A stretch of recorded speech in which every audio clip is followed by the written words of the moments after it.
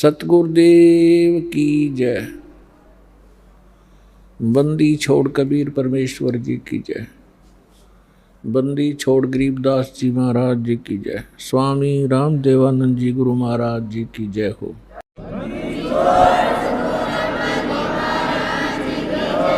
परमात्मा हमें याद दिलाते हैं कि तुम मनुष्य जीवन प्राप्त करके परमात्मा की प्राप्ति के लिए कोशिश करते हो।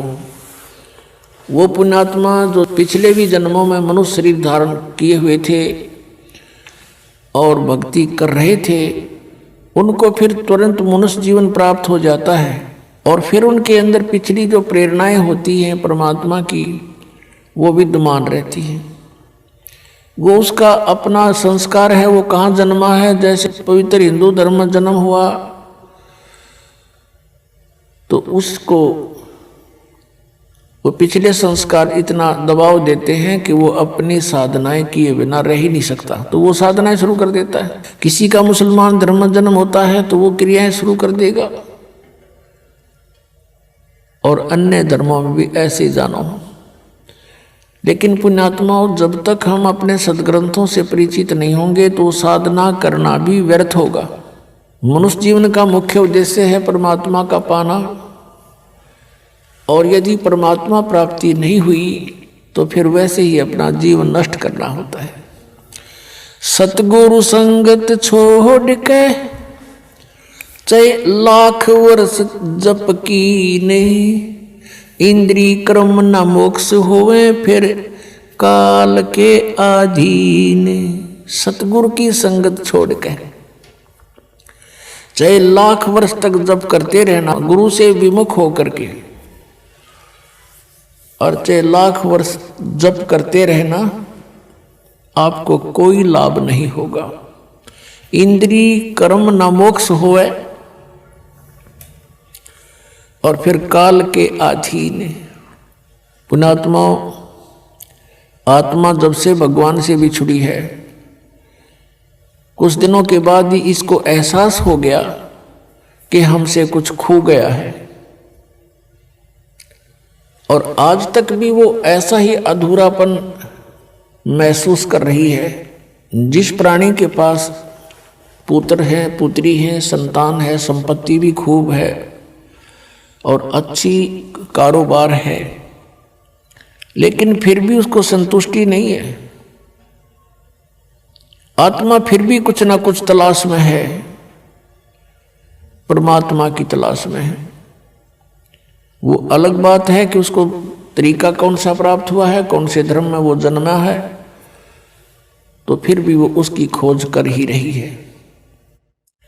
अब जैसे निर्धन तो खोज करता है, मान लीजिए परमात्मा की धनी होने के लिए, निसंतान ढूंढ रहा है भगवान को, न सोच लें कि संतान के लिए।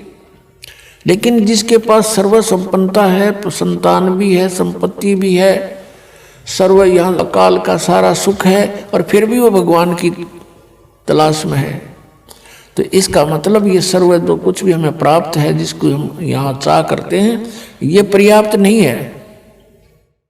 इसके अतिरिक्त भी कोई कार्य है जो आवश्यक है। अब हमने उस आवश्यक कार्य को करना होगा। हम पहले अपना जो अनावश्यक कार्य है, केवल रोजगार के लिए, पेट के लिए, इसमें ज्यादा समय डिवोट कर रहे थे। अब हमने ये ज्ञान हो गया कि मनुष्य जीवन का मूल उद्देश्य परमात्मा प्राप्ति है, तो अब हम अत्यधिक समय अपने भगवान के पाने के लिए लगाएंगे। अब वही समय होगा, वही आपका कारोबार होगा, वही क्रिया होंगी।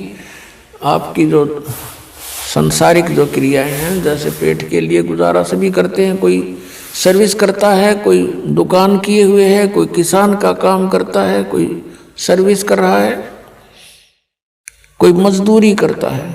काम आपका यही रहेगा, लेकिन इसमें भगवान का समय अधिक लगाना पड़ेगा। हमने कैसे लगाना पड़ेगा? कई कहते हैं समय नहीं मिलता। समय आपके पास बहुत है, को आपके पास बहुत समय है। उस समय को हम समझ नहीं सके और उसका दुरुपयोग करते रहे। अब जैसे आप बस में बैठकर सफर कर रहे हो, मंत्र प्राप्त है आपको, बैठ के बस में और अपना सुमन शुरू कर दे। इधर उधर झांकिया में देखा नहीं, साथी ते बात घनी करे नहीं, और अपना मंत्र करता रहे, तो वो 2 घंटे आपका समय सदुपयोग हो गया। आप जी किसी मजदूरी के लिए घर से चले हो, मजदूरी के स्थल तक पहुंचे तो वहां तक अपना सिमरण करे कई बार, और वहां जाकर भी मजदूर को या किसान को मानसिक कार्य नहीं होता, उसमें भी वो अपना भक्ति सिमरण कर सकता है। हमने देखा ये आली किसान हल्के पीछे पीछे कोई रागनी गा रहा है, कोई और बकवास सोच रहा है मन में सारा दिन, तो उसका सदुपयोग कर सकते हैं हम, और भक्ति भी कर सकते हैं। क्योंकि किसी भी सदग्रंथ को उठाकर आप देखिएगा या किसी भी महापुरुष का अनुभव आप पढ़िएगा, उन्होंने वही कार्य किया है जो संसार के आम व्यक्ति कार्य करते हैं, और उन्हीं में परमात्मा को पाया है। उसी काम में सिमरण भी किया है, हठ योग नहीं किया किसी ने।